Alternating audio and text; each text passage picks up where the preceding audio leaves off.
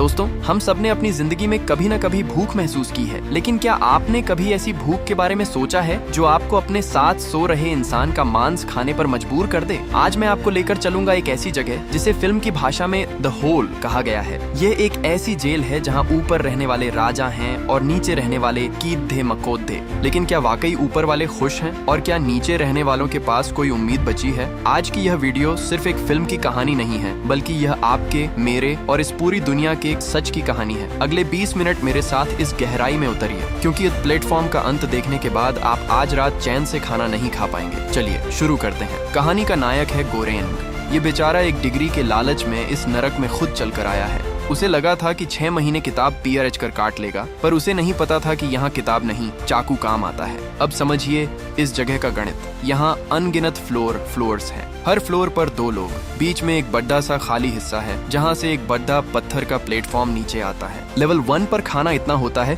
कि आप अपनी पसंद की हर चीज खा सकें, लेकिन जैसे जैसे प्लेटफॉर्म नीचे जाता है खाना कम होता जाता है। लेवल 50 तक आते आते सिर्फ हड्डियां बचती हैं और लेवल 100 के बाद वहाँ सिर्फ खाली प्लेटें पहुँचती हैं। अब सोचिए, जो इंसान लेवल 150 पर है वो क्या खाएगा? यहीं से शुरू होता है असली डर। यहाँ कोई नियम नहीं है, बस एक ही बात मायने रखती है कि आप किस लेवल पर जागते हैं। गोरेंग का पहला साथी है ट्रिमागासी।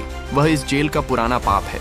वह गोरेंग को एक बहुत ही सरल बात समझाता है। बेटा, यहाँ सिर्फ 3 तरह के लोग हैं, वो जो ऊपर हैं, वो जो नीचे हैं और वो जो गिर रहे हैं। ट्रिमागासी कहता है कि ऊपर वालों से नफरत मत करो, क्योंकि अगर तुम कल ऊपर गए तो तुम भी वही करोगे जो वो कर रहे हैं। फिल्म यहाँ हमें एक बद्धा संदेश देती है। जब गोरेंग ऊपर वालों से खाना बचाने की विनती करता है तो ट्रिमागासी उसे टोक देता है। क्यों? क्योंकि इस सिस्टम में किसी के पास दया नहीं है। यहाँ हर इंसान सिर्फ अपने बारे में सोचता है। फिर आता है वो महीना जब गोरेंग और ट्रिमागासी लेवल 171 पर पहुंचते हैं। यहाँ खाना पहुंचने का सवाल ही पैदा नहीं होता। ट्रिमागासी गोरेंग को कुर्सी से बांध देता है। वह उससे माफी मांगता है, रोता है, लेकिन कहता है मुझे तुम्हें खाना पड़ेगा वरना हम दोनों मर जाएंगे। दोस्तों, क्या भूख वाकई इंसान को इतना गिरा सकती है? लेकिन तभी अंधेरे में एक रोशनी दिखती है। मिहारू, एक ऐसी औरत जो हर महीने प्लेटफॉर्म पर बैठकर नीचे जाती है। लोग उसे पागल कहते हैं, लेकिन वो बस अपने बच्चे को ढूंढ रही है। मिहारू गोरेंग को बचा लेती है और ट्रिमागासी का अंत कर देती है। लेकिन यहाँ गोरेंग की आत्मा मर जाती है। उसे जिंदा रहने के लिए अपने ही साथी का मांस खाना पड्डा दिखता है। अब गोरेंग वो भोला इंसान नहीं रहा जो किताबें पढ़ता था।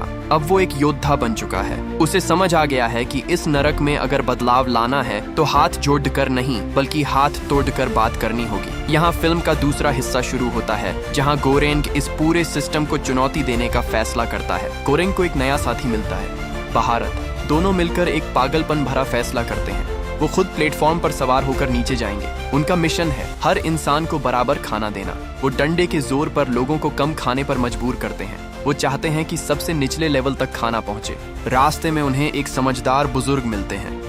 वो कहते हैं सिर्फ खाना खिलाने से सिस्टम नहीं बदलेगा। तुम्हें ऊपर बैठे मालिकों को एक संदेश भेजना होगा। वो संदेश क्या है? एक पन्ना कोट्टा, एक बहुत ही कीमती मीठा व्यंजन। वो तय करते हैं कि इस डिश को कोई नहीं छुएगा। ये डिश वापस लेवल 0 पर जाएगी, ये दिखाने के लिए कि हमने तुम्हारी क्रूरता के बावजूद अपनी इंसानियत बचा ली है। ये सफर खून खराबे से भरा है। बहारत अपनी जान गंवा देता है, लेकिन गोरेंग नहीं रुकता। अंत में गोरेंग उस लेवल पर पहुंचता है जहां कोई नहीं पहुंचा, लेवल 333। वहां उसे एक छोटी बच्ची मिलती है। वो बच्ची जो शायद मिहारू की बेटी है, या शायद सिर्फ गोरेंग का एक सपना। गोरेंग देखता है कि वो बच्ची भूख से तड़े छिप रही है। अब उसके सामने एक बड़ा धर्म संकट है। वो संदेश, पन्ना कोट्टा, बचाए या उस बच्ची की जान। गोरेंग वो मीठा व्यंजन उस बच्ची को खिला देता है। उसे समझ आ जाता है कि बच्ची ही असली संदेश है। खाना नहीं, बल्कि वो मासूमियत जो इस नर्क में भी बच गई, वही सिस्टम को हिला सकती है। आखिरी सीन में गोरेंग खुद अंधेरे में रह जाता है और वो बच्ची प्लेटफॉर्म पर बैठकर ऊपर की ओर रोशनी की तरफ बढ़ जाती है। द प्लेटफॉर्म हमें सिखाती है कि हम चाहे जिस भी लेवल पर हों, हमारे छोटे छोटे त्याग किसी की जिंदगी बदल सकते हैं। क्या वो बच्ची वाकई ऊपर पहुंची होगी? शायद नहीं। शायद वो बच्ची सिर्फ गोरेंग के मन की शांति थी। लेकिन यह फिल्म हमसे पूछती है, क्या हम आज भी अपनी थाली का खाना बचाकर किसी भूखे की सोच सकते हैं? अगर आपको यह कहानी दिल तक छुई हो तो इसे लाइक जरूर करें।